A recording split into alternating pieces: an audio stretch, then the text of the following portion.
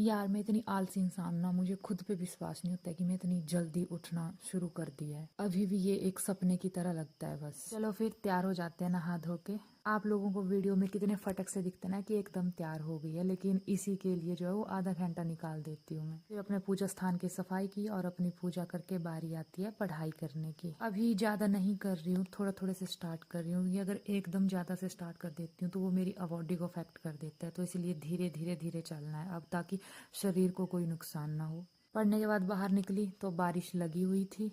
मैं तो कहती हूँ कि हे भगवान प्लीज बस करो, अब इससे ज्यादा बारिश नहीं चाहिए। और यहाँ मम्मी अभी उठे हैं 7 साढ़े 7 के करीब, और देखो कितनी अच्छी बहू ना मैं उठाती नहीं हूँ कभी भी किसी को। सुबह के 10 ही क्यों ना बच जाए, बस अपना काम करना है जो अपने हिस्से का काम है, यानी पूरे घर को संभालना। तो आज सब्जी में बननी थी लौकी की सब्जी और साथ में रोज की तरह चपाती। कभी कभी तो मैं ना अक जाती हूँ इस चपाती को खा खा के। इसके बाद हमने दूध लाने के लिए जाना था, लेकिन मम्मी गुड़ में बहुत ज्यादा टाइम लगा देती है, तो रामा श्यामा को दाना देने का काम मैंने शुरू कर दिया और मम्मी लग पड़े गोड की सफाई करने के लिए।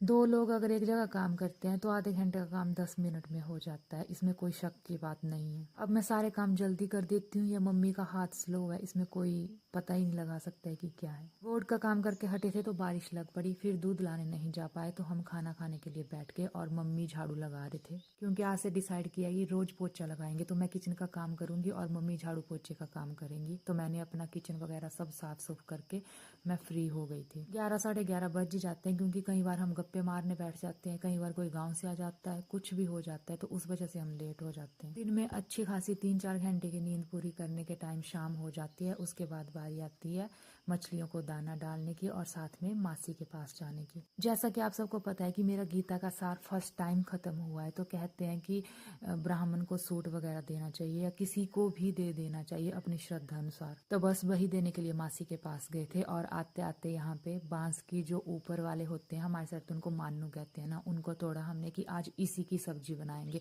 और इतने कॉन्फिडेंस से तोड़ के लेके गए, अच्छे से उसकी छिलाई की, कटिंग वगैरह की, बॉयल किया, तड़का लगाया, लेकिन यार वो वैसा बना ही नहीं जैसा उसका टेस्ट आता है।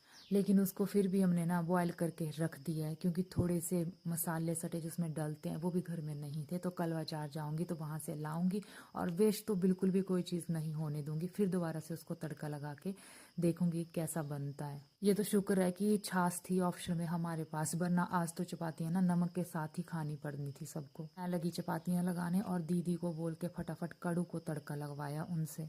तो गाइज ऐसी घपलाबाजी जो है ना वो कभी कभी हो जाती है, अब क्या करना है तो हम